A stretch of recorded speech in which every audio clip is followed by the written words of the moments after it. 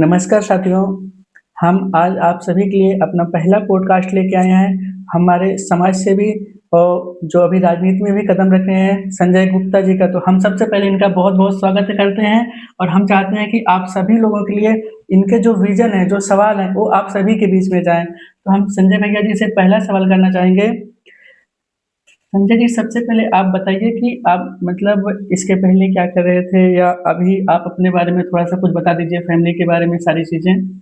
सबसे पहले तो मैं आपका धन्यवाद ज्ञापित करना चाहूँगा हृदय तल से कि आपने मुझे इस काबिल समझा और अपने पहले ब्रॉडकास्ट में मुझे आमंत्रित किया और यहाँ पर मेरा इंटरव्यू आप लेना चाहे, इसके लिए मैं हृदय तल से आपका आभार भी प्रकट करता हूँ। और जो लोग इस ब्रॉडकास्ट को देख रहे हैं, उनको भी मैं प्रणाम करना चाहूँगा। और रही बात मेरे जीवन परिचय की, तो एक छोटा-सा गाँव मरिया बादल गेंदा है, जहाँ पर मेरा जन्म 5 जून 1986 को हुआ और गुप्ता परिवार में। और मैं अपने आप को बहुत सौभाग्यशाली समझता हूँ कि मेरा जन्म ईश्वर ने ग्रामीण क्षेत्र में दिया, जी, जी, ये शहर में ना देकर, जहाँ पर सारी सुख सुविधाएं होती हैं, वहां ना देकर एक ग्रामीण क्षेत्र में दिया। और ग्राम सभा के लोगों की सेवा करने का जो अवसर प्राप्त होता है, वो क्षेत्रीय मतलब शहर जो क्षेत्र होता है वहां कम, और ग्रामीण क्षेत्र में लोगों को आवश्यकताएं भी अधिक होती हैं। तो ऐसी जगह मेरा जन्म हुआ। मैं ईश्वर का धन्यवाद ज्ञापित करना चाहूंगा और आपका यहाँ बुलाने के लिए धन्यवाद ज्ञापित करना चाहूंगा। और रही बात मेरा बचपन, बहुत ही नटखट तरीके का रहा है। मैं बचपन से ही मिलनसार रहा हूँ, लोगों के बीच में रहा हूँ, सामाजिक रहा हूँ। और जो भी हमारे आसपास के पड़ोस के बुजुर्ग लोग थे, वो जब भी मुझे किसी भी चीज के लिए कहते थे, तो मैं उनकी बातों को आदर पूर्वक, जरूर सम्मान सहित, जो भी वो हमें ऑर्डर देते थे उसे मैं पूरा करता था। तो इस वजह से मुझे लोगों का प्रेम भी बहुत मिला। तो अ, ये तो बचपन में ही ये तो माताजी का मिलता निधन है। हो गया और पिताजी जो हैं वो अ, गरीब किसान कहा जाए तो जी, ये जी, गलत नहीं होगा। हाँ, और मजदूर किसान हैं। जी। तो बचपन में मतलब कुछ ऐसी घटना जो समाज सेवा या राजनीति के लिए आपको प्रेरित कर रही हो, जहाँ से ये मन हुआ चलो अब समाज, क्योंकि आप समाज में भी लगातार लोगों से मिलते-जुलते रहते जी हैं, तो जी ऐसा कहाँ से आपके मन में आ गया कि हमें समाज सेवा की जाए या राजनीति की जाए, ऐसा कुछ शुरू किया जाए? पंकज जी, सर्वप्रथम मैं बताना चाहूंगा, मेरा बचपन का उद्देश्य ये था कि मैं आर्मी ऑफ आर्मी ज्वाइन करूं और देश की सेवा करूं।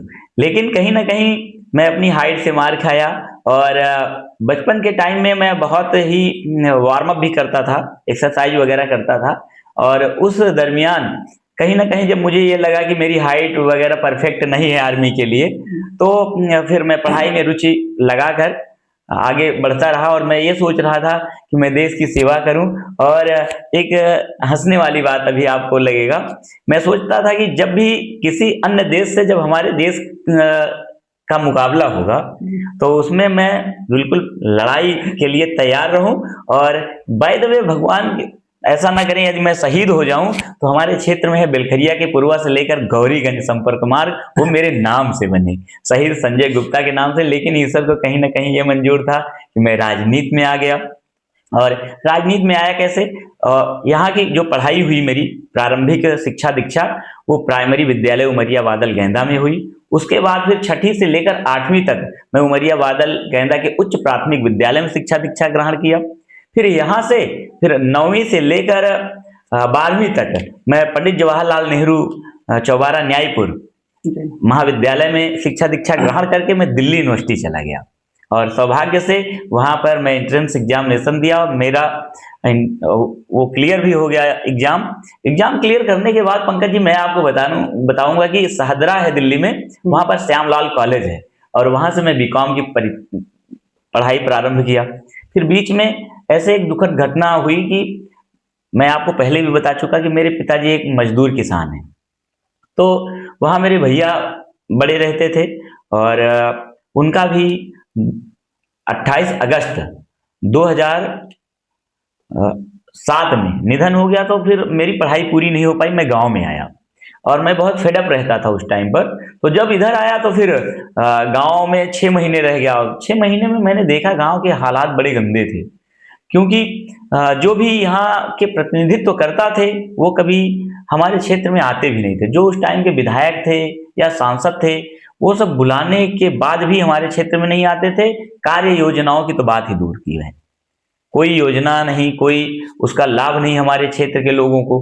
तो छोटी-छोटी जो बातें होती थी, जो उनकी आवश्यकताएँ होती थी, तो उनकी पूर्ति के लिए मैं भागा-दौड़ी करने लगा। तो लोकप्रियता बढ़ती गई, और लोकप्रियता जब बढ़ती गई तो धीरे-धीरे कहीं न कहीं मैं और मुझे अच्छा लगने लगा। वो जैसे एक मूवी है ना जिसमें ऑल इज वेल ये तो होता है। है किसी का अच्छा करने के बाद, तो वही मैं करने लगा। और करते करते फिर मेरी दिलचस्पी राजनीति में धीरे धीरे बढ़ती गई। फिर मैं आपको बताना चाहूंगा कि अब से 7 साल पहले एक भारी वर्षा जब हुई थी, तो भारी वर्षा के बाद उमरिया बादल गेंदा का जो और गौरीगंज से लेकर बिलखरिया पुरवा का मार्ग है, वो बिल्कुल अस्त व्यस्त हो गया था। आपने देखा होगा वहां पर जलभराव हो गया था। हाँ, वो तो अभी भी है वहाँ पे, अब तो इस तो बार शायद नया हाँ हो जी, रहा है। तो कम से कम लगभग आप समझिए 1000 बीघे से ज्यादा फसल नष्ट होने की कगार पर थी, और वहां पर पानी का जलभराव अधिक था, और कच्चे जो मकान है हमारे क्षेत्र के लोगों के वो गिर रहे थे। तो उस समय में एक टीम गांव की बनाकर 2 ग्राम सभाओं की, उमरिया सारी की और गेंदा की, जो हमारा ग्राम सभा है, हमारे पड़ोसी ग्राम सभा, वहां के कम से कम 45 लोगों को ले जाकर मैं जब पहुंचा तहसील में, तो तहसील में जाकर वहां पर मैं ज्ञापन दिया वहां के एसडीएम महोदय को। तो वो तुरंत वहां पर आदेश कर दिए, लेकिन 3 दिन तक काम नहीं हुआ। फिर मैं जो भी हमें व्यक्ति मिलते थे, जैसे आप मिल गए, आपका फोन लिया, 1076 पर कॉल किया। इस तरीके से कम सैकड़ों लोगों के फोन से मैं कॉल किया, और हवाई सर्वेक्षण हुआ कि उमरिया बादल गेंदा उत्तर प्रदेश में किस जिले में कहां पर है कि जहां पर इतनी ज्यादा जल भराव की समस्याएं हैं कि जो खत्म नहीं होने को आ रही है, और कॉल पर कॉल आ रही है। हाँ, मतलब लगातार शिकायतें जी, दी जा रही हैं। और यहाँ पर जो तहसील लेवल की कार्रवाई थी उसके लिए भी मैं कम से कम 40 से 45 लोगों को लेकर गया। तो मेरा 3 दिन में जब काम नहीं हुआ पंकज जी, तो मैं चौथे दिन फिर वहां पर गया। तो वहां के जो एसडीएम साहब हैं वो मुझे उल्टा सीधा बोलने लगे, बोले आप नेता बन रहे हो। तो हमने कहा मैं नेता नहीं बन रहा हूं, मैं तो एक निवेदक हूं। भाई हमारे ग्राम ग्राम सभा में ऐसी समस्याएं हैं, और उस समस्या जहां पर वो जन्म ली है वहीं मेरा भी घर है, और मेरा भी मकान कच्चा है, और वो जर्जर है, गिरने की कगार पर है। तो जल भराव की जो समस्या है उसको आप खत्म कर दीजिए, मेरी आपसे कोई लड़ाई नहीं है, कोई बात नहीं है, और आप एक आला अधिकारी हैं जो कर भी सकते हैं, और इसी काम को करने के लिए बैठे भी हैं। तो वहां पर कहीं ना कहीं पंकज जी उन्होंने क्या काम किया कि उस जल समस्या को समाप्त करवाया, और वहां से आए, मेरी बात को सुने, और 2.5 किलोमीटर का मैं नाला रोड के बराबर में खुदवा कर जल भराव की समस्या 1 हफ्ते में समाप्त करवाया। तो कहीं ना कहीं फिर मुझे जनता का प्यार बहुत अधिक मिला और सराहनाएं मिली। तो इस तरीके से मैं भावुक होकर फिर हमने सोचा कि क्यों ना क्यों समाज की सेवा ही की जाए, क्योंकि मन प्रसन्न रहता था, किसी की सेवा करते थे। इस तरीके से मैं समाज सेवी बनकर आप सबके बीच में आया, और आप सबका बहुत प्यार पाया। अच्छा भैया, एक चीज आप देखे होंगे कि जैसे हम गांव के जो युवा हैं, कभी कुछ जी। नया करना चाहें या किसी गलत चीज का हम लोग विरोध करते हैं, तो हम लोग को उस ऊपर सबसे पहला आरोप यही लगाया जाता है कि नेता बनने जा रहे हो। मतलब जो गलत चीज है, अगर हम उसका विरोध करते हैं, अपना गांव, अपना समाज, फिर वहाँ पे जो जिम्मेदार अधिकारी हैं, वो सभी एक ही जवाब देते हैं कि आप नेता बनना चाह रहे हो। मतलब हम अपने गांव की, जैसे आप भी, हम भी गांव के परिवेश से आए हैं, तो हम जानते हैं हमारे यहाँ की समस्याएं क्या है, क्योंकि जो हमारे तहसील स्तर पे या जो भी बैठा हुआ अधिकारी है उसे नहीं पता। हमें भी किसी न को जाकर बताना पड़ता है कि हमारी समस्याएं क्या है। ऊपर से हम लोगों को क्या जवाब मिलता है कि नेता बने, क्योंकि जो जिम्मेदार लोग हैं वो उन्हीं के साथ मिलके अपना काम चलाते रहते हैं। तो नेता बनना कुछ गलत नहीं है पंकज जी। मैं यहाँ बताना चाहूंगा कि जो हमारे क्षेत्र से, जैसे ग्राम प्रधान है, क्षेत्र पंचायत सदस्य हैं, आदरणीय विधायक जी हैं, सांसद महोदय हैं, और ब्लॉक प्रमुख पद पर आसीन जो हमारे ब्लॉक के ब्लॉक प्रमुख होते हैं, तो ये सब जब अपनी जिम्मेदारियां नहीं निभा पाएंगे तो वहां कहीं ना कहीं हम लोगों को आगे आना पड़ेगा, और जो ऊपर अधिकारी बैठे हैं उन तक सूचनाएं पहुंचानी पड़ेगी। और यदि ग्राम प्रधान वहां पर अपनी जिम्मेदारी निभाए होते तो हम लोगों को क्या जरूरत थी वहां पर एसडीएम साहब के यहाँ जाने की।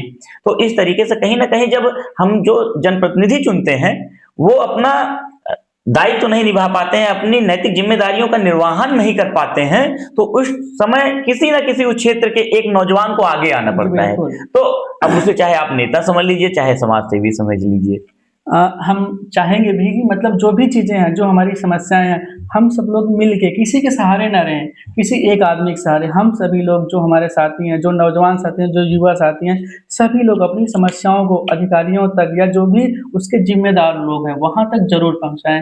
तो ऐसे तो बातचीत चलती रहेगी। थोड़ा-सा हम और आपकी फैमिली के बारे में जानना चाहेंगे कि आप कितने भाई हो, कितने बहन हो या घर पे अभी कौन-कौन रह रहा है इस टाइम पे?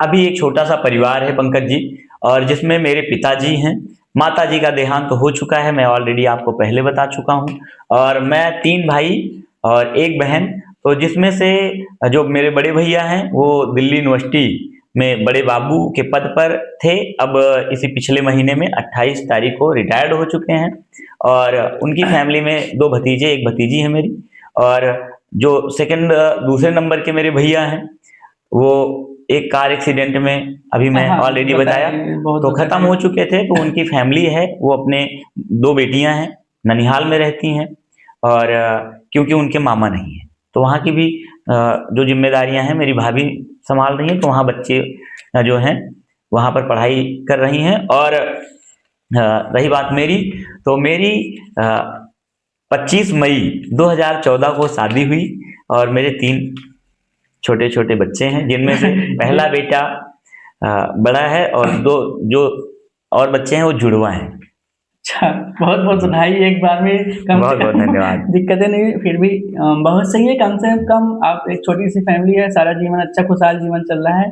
तो ऐसे ही मतलब जैसे ये सब काम करते रहे समाज सेवा या राजनीति में इसमें बहुत संघर्ष भी होता होगा, बहुत कठिनाइयाँ भी होती होंगी, थोड़ा-सा इस बारे में भी बता दीजिएगा? संघर्ष तो इतना है कि हर कदम पर संघर्ष ही संघर्ष है। और एक बात बताऊं, वो नेता कैसा पंकज जी, जो संघर्ष में अपने क्षेत्र की जनता के साथ न खड़ा रहे, उनकी सेवा न कर सके, या उनका सम्मान न कर सके। हुँ। और कहीं ना कहीं मैं कहना चाहूंगा, सेवा, संघर्ष और सम्मान, संजय गुप्ता की यही पहचान। जी, और बिल्कुल। आपने भी देखा होगा कि मैं क्षेत्र में लोगों की उतनी ही सेवा करता हूं, उतना ही सम्मान देता हूं, और जहां पर संघर्ष की आवश्यकता पड़ती है, तो आपने देखा होगा कि संजय गुप्ता सबसे पहले जी, वहां पर बिल्कुल, पहुंचा ये होता देखा है। आपने कई बहुत सारे अच्छे और काम किए हैं। कहीं जगह आपने ये देखा होगा कि जैसे अभी जो हमारे आदरणीय विधायक जी हैं, हमारे क्षेत्र के लिए बहुत अच्छा काम कर रहे हैं, जी, और उस काम में मैं उनके पास जाता रहता हूं, और कुछ ना कुछ अपने क्षेत्र के लिए, अपने क्षेत्र की जनता के लिए अच्छाइयां ढूंढ ढूंढ कर लाता रहता हूं। अभी पिछले दिन आपने यदि मेरा स्टेटस वगैरह चेक किया होगा, तो ये देखा होगा कि मैं 2 बसें जी, इस बिल्कुल। क्षेत्र के जो हमारे परिवहन अधिकारी हैं, हाँ, उनसे बातचीत करके विधायक जी का लेटर पैड पर लिखवा कर उनको ज्ञापित किया। ज्ञापित करने के बाद माघ मेले अभी चल रहे हैं, मेले के तुरंत बाद ही एक बस गौरीगंज होकर पांडे चौराहा गेंदा, और रामगढ़, सिंगड़, और इधर होलागढ़ होते होलागढ़ हुए होते हुए। सोराव से होकर स्टेशन प्रयागराज तक जाएगी। दूसरी बस कल्याणपुर से होकर आपके गौरीगंज बाजार होकर अरुआंव होते हुए कल्याणपुर से, और इधर मुकुंदपुर है, राजापुर है, दहिया और दहियावा है, इधर पटेल नगर होकर आगे नवाबगंज होकर स्टेशन निकल जाएगी। बिल्कुल। तो इस तरीके के भी काम करता रहता हूँ। उसके साथ साथ बहुत ऐसी हमारी जो वृद्ध माताएं हैं, और ऐसी कुछ विधवा हमारे क्षेत्र की हैं, तो उनकी जैसे पेंशन वगैरह हुई, तो मैं निःशुल्क बनवाता हूं। और अभी राशन कार्ड पर मेरा फोकस है, मैं कम से कम 100 से अधिक लोगों के राशन कार्ड बनवा चुका हूं अपने क्षेत्र में, और कम से कम 150 लोगों के नाम जुड़वा चुका हूं। और देखा जाए तो आपने मेरा आए दिन स्टेटस चेक किया होगा, तो देखा होगा कि इस क्षेत्र में यदि कोई भी व्यक्ति बड़ी बीमारी से पीड़ित है, तो मैं विधायक जी के लेटर पैड पर या सांसद जी के लेटर पैड पर उसे मुख्यमंत्री राहत कोष से अनुदान भी दिलवाता जी, रहता इस हूँ। इसके लिए तो हमें काफ़ी लोगों को भी बताया गया कि काफ़ी लोगों को आपने दिलवाया है। हमारे ग्राम सभा में भी आपने इस कार्य को बहुत किया, इसके लिए आपकी जितनी सराहना की जाए उतनी कम है। जैसे अगर चुनाव हुआ, मान लीजिए आप आए, हाँ जी। तो आप अपने लोगों के लिए शिक्षा या स्वास्थ्य इस बारे में क्या करेंगे अपने क्षेत्र के लिए? मतलब जनता जानना चाहती है कि जो हमारा जो साथी आएगा, जो हमारा भाई आएगा, और जो हमारा सेवक आएगा वो कैसा काम करेगा? देखिए, मैं पंकज जी ये बताना चाहूंगा कि हमारे क्षेत्र की जो जनता है वो अभी बिल्कुल नाखुश है, क्योंकि मैं डोर टू डोर प्रचार के लिए जा रहा हूँ एज ए प्रत्याशी। वार्ड नंबर 41 होलागढ़ द्वितीय से मैं जिला पंचायत सदस्य का प्रत्याशी हूँ, ये आपको पता ही है। तो मैं डोर टू डोर जब हमने प्रचार के लिए जाता हूँ पंकज जी, तो वहां पर मैं ये देखता हूँ कि लोग ये बताते हैं कि भैया जो जिला पंचायत सदस्य पिछली बार मैंने चुना था, आज तक उनका मैंने चेहरा नहीं देखा। उससे पहले भी मैं ऑलरेडी जब जिला पंचायत सदस्य चुना था, वो भी आज तक कहीं हमारे क्षेत्र में नजर नहीं आए। तो अब वो जो करके चले गए, उनकी योजनाएं एक भी नहीं लोगों को दिखाई दे रही, उनका चेहरा नहीं दिखाई दिया। तो ये सब समस्याएं हम लोगों के सामने कहीं ना कहीं आती हैं कि उनमें से आप भी तो नहीं है, मैं आपको भी चुनूंगा, आप भी गायब हो जाएंगे। तो मैं सिर्फ और सिर्फ उन लोगों से एक ही बात कहता हूं कि मैं आपका बेटा हूं, आपके क्षेत्र का हूं। जिस दिन कभी ना कभी किसी न स्टेज पर हमारी आपकी मुलाकात होगी, आप मेरा कॉलर पकड़ लीजिएगा, कान पकड़ के खींच लीजिएगा। यदि आप मुझे चुनते हैं और आपकी उम्मीदों पर मैं खरा नहीं उतरूंगा, तो आप कहीं भर भी मैं मिलूं तो आपको बेइज्जत करने का अधिकार है, और आप अपने इस बेटे को बेइज्जत कर सकते हैं, क्योंकि आप अपना मत मुझे देंगे। और इस भारतवर्ष में सबसे अमूल्य कोई चीज है तो वो मत है। जी बिल्कुल। और चाहेंगे कि मतलब जैसे आप चुनाव हुआ तो आप किसी पार्टी से लड़ेंगे या निर्दलीय आएंगे? नहीं पंकज जी, देखिए मैं इस क्षेत्र की जनता को आश्वस्त करना चाहूंगा आपके इस मंच के माध्यम से कि देखिए, मैं आज तक किसी भी पार्टी का सेवक नहीं रहा।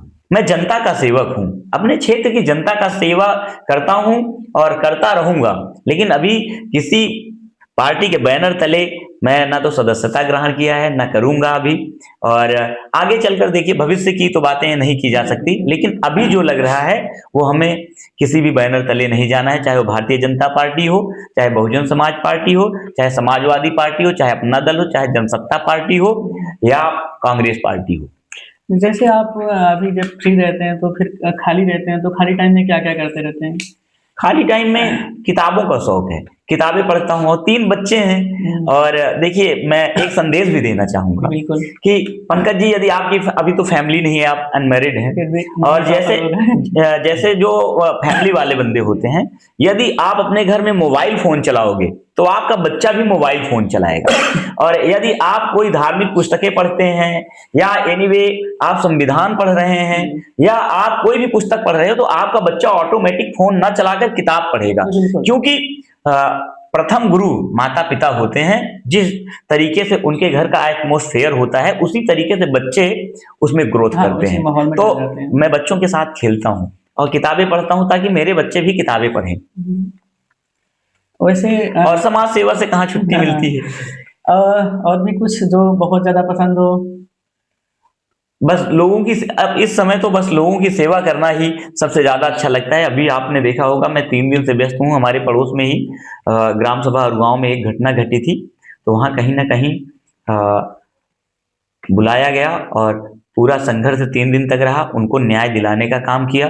इस तरीके से क्षेत्र में जहां भी मेरी आवश्यकता पड़ती है वहां मैं पहुंचता रहता हूं और कुछ ना कुछ नया करता हूं। और पंकज जी, मैं आपको एक बात और बताना चाहूंगा कि जो श्री कृष्ण जन्माष्टमी का पावन पर्व होता है, जिस दिन हमारे प्रभु कन्हैया जी का जन्म हुआ, तो उसको हम लोग हर्षोल्लास के साथ रूप बाबा धाम पर अपने ग्राम सभा में मनाते हैं और वहां पर बाल गीत प्रतियोगिता रखते हैं।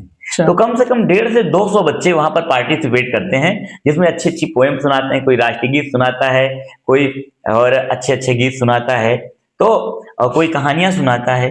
तो इस तरीके से उनको पुरस्कृत किया जाता है, उनके मनोबल को बढ़ाया जाता है। और उसका मेन उद्देश्य ये होता है कि जो हमारे क्षेत्र की बच्चे हैं उनका जो मनोबल है वो बढ़े, हेजिटेशन रिमूव हो, और ताकि वो बड़े बड़े मंच पर अपने भविष्य में जाएं और वहां पर विदाउट हेजिटेशन कुछ बोल सकें।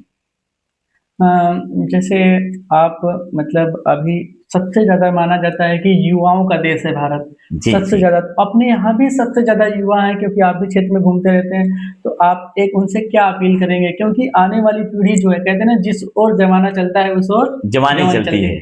तो मैं एक बात कहना चाहूंगा के लिए, आपने मुझे अक्सर देखा होगा मैं अकेले चलता हूँ, क्योंकि मैं अपने पीछे किसी बच्चे को बिठाकर उसका भविष्य बर्बाद करूं, ये मेरे ना तो इतिहास में रहेगा, ठीक है, ना भविष्य में रहेगा, ना प्रेजेंट में है।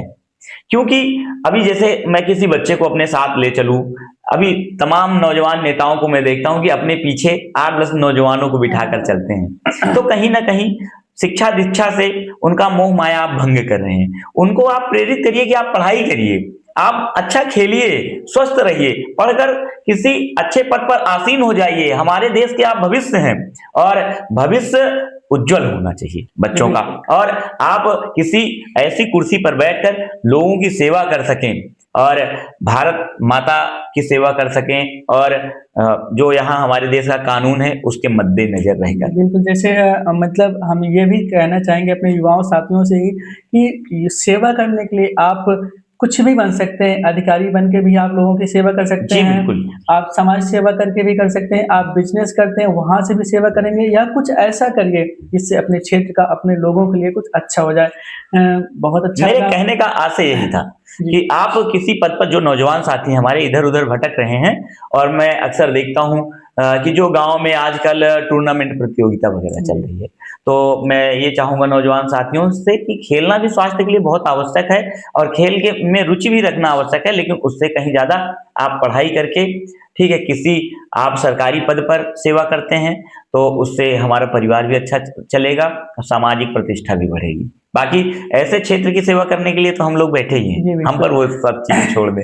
थोड़ा-सा ये भी अपील रहेगी कि जितना ज़्यादा से ज़्यादा हो, हम युवाओं की भागीदारी हो हर जगह पे, जैसे अपने क्षेत्र के लिए, क्योंकि अब हमें खुद ही पहले यहाँ पे लगता था कि बहुत कम गवर्नमेंट सर्विस है, कभी नाम सुनते थे कि कभी एक किसी का हुआ, तो हम ये भी चाहेंगे कि अपने क्षेत्र में ज़्यादा नौकरियाँ हों, क्योंकि जितना ज़्यादा अपना गाँव प्रतिनिधित्व, जितना ज़्यादा हमारा गाँव विकास करेगा, उतना ज़्यादा हमारा शहर विकास करेगा, उतना ज़्यादा देश विकास करेगा। तो अब ये भी चीज़ है कि जो रास्ता शहर को जाता था, वही रास्ता गाँव को भी जाता है, तो जो शहर में सारी सुविधाएँ थी, वो सारी गाँव में भी हैं। दूसरा एक चीज़ और रहेगा कि जैसे चुनाव तो मान लीजिए आते-जाते रहेंगे, फिर भी आप आगे भी ऐसे ही अपना कार्यक्रम जो है वो सब जारी रखेंगे। बिल्कुल, मैं ईश्वर से प्रार्थना करता हूँ कि हे प्रभु, मुझे इस तरीके से बल पौरुष सदैव देना कि मैं लोगों की सेवा कर सकूं, और जिस तरीके से सेवा कर रहा हूं ये तो कभी ना बंद हो, और इसमें कुछ ना कुछ बढ़ोतरी हो, और नए सिरे से मैं लोगों की और अच्छी तरीके से सेवाएं करता रहूं, और ऐसे लोगों का प्रेम, स्नेह, आशीर्वाद इसी तरीके से मेरे ऊपर बना रहे। वो तो दिखता बस रहता है। यही चीज मैं चाहता हूं। और रही बात पंकज जी, मुझे जब मैं क्षेत्र भ्रमण के लिए निकलता हूं, तो मुझे कहीं ना कहीं अपने क्षेत्र को देख कर ये लगता है कि जो हमारे क्षेत्र की जनता है, ऐसे ऐसे लोगों को चुनती है, जैसे छोटे चुनाव में, पंचायती चुनाव में, कि वो दोबारा वास्तव में कभी लोगों के यहाँ जाते नहीं हैं, तो उनकी पीड़ा जरूर रहती है और उनकी योजनाएं तो पहुंच ही नहीं पाती। तो 10 सालों से मैं बिल्कुल इसी क्षेत्र में रहकर लोगों की समाज सेवा कर रहा हूं। मैं प्रत्येक रास्तों को देख रहा हूं, रास्ते गड़बड़ हैं, कहीं नाली की समस्याएं हैं, कहीं आज भी बिजली की समस्याएं हैं, तमाम समस्याओं से लोग जूझ रहे हैं। तो उसी को मैं बिल्कुल निजात दिलाने के लिए, सदैव लोगों की सेवा के लिए तत्पर हाजिर रहूंगा। मुझे कहीं पर भी कुछ सूचनाएं मिलेंगी, तत्काल वहां पर पहुंचूंगा, जो मेरे लायक सेवाएं रहेंगी उस सेवाओं का लाभ उन्हें जरूर दिलवाता रहूंगा। वैसे खाने में क्या पसंद है? खाने में तो मैं आपको बताना चाहूंगा कि मेरी कोई चॉइस नहीं है। मैं प्रत्येक दिन कहीं ना कहीं निमंत्रण रहता है पूरे क्षेत्र में। 18 ग्राम सभाओं में कहीं ना कहीं कुछ ना कुछ निमंत्रण रहता है। जैसे आज आपके गौरीगंज में एक विशाल भंडारे का आयोजन था, जहां पर दम आलू और हलवा बन रहा था। अभी यहाँ से आपसे निवृत्त होने के बाद तुरंत पहुंचूंगा, जाजापुर ग्राम सभा है, बालाडीह का पुरवा है, वहां पर भी एक विशाल भंडारे का आयोजन है। तो इस तरीके से पूरा जीवन व्यस्त है। और जो देखिए, जब आप किसी के द्वार पर गए हैं तो जो भी वहां पर मिले उसे उनका प्रसाद समझकर ग्रहण कर लेना चाहिए, वहां अपनी चॉइस नहीं दिखाना चाहिए। आपका युवा वाला टाइम जो कहते हैं, मतलब एकेडमिक के बाद जो टाइम था वो कैसा रहा? मतलब थोड़ा सा कुछ ऐसा जानना चाहते हैं कि वो वाला टाइम जो हाई स्कूल के बाद आपने ग्रेजुएशन किया होगा, उस टाइम में थोड़ा सा कुछ अच्छा अपने बारे में थोड़ा सा अनुभव शेयर करिए। पंकज जी, मैं बताऊं, मैं पहले से ही बहुत खुले दिल का व्यक्ति हूं, और मुझे लोगों का प्यार वास्तव में, चाहे वो कॉलेज लाइफ का हो, चाहे स्कूल लाइफ का हो, और चाहे अब क्षेत्र में, हरदम मिलता रहता है। क्यों?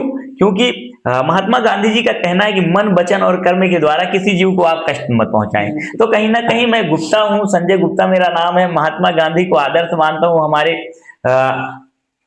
जैसे कहा जाए कि हमारे बिरादर से भी आते हैं, ठीक है। और तो उनको उनसे मैंने एक ही बात पहले सीखी है कि मन, वचन और कर्म के द्वारा किसी जीव को कष्ट ना पहुंचाया जाए। तो मैं किसी को कष्ट नहीं पहुंचाता, ना अपनी वाणी से, ना अपने कर्मों से। तो इस वजह से मुझे लोगों का प्रेम बहुत मिलता है। जी, ये तो है, हम देखते भी रहते हैं कि जहाँ भी जाते हैं, छोटे बच्चे हों, बड़े बुजुर्ग हों, सभी से आपका बहुत स्नेह मिलता रहता है।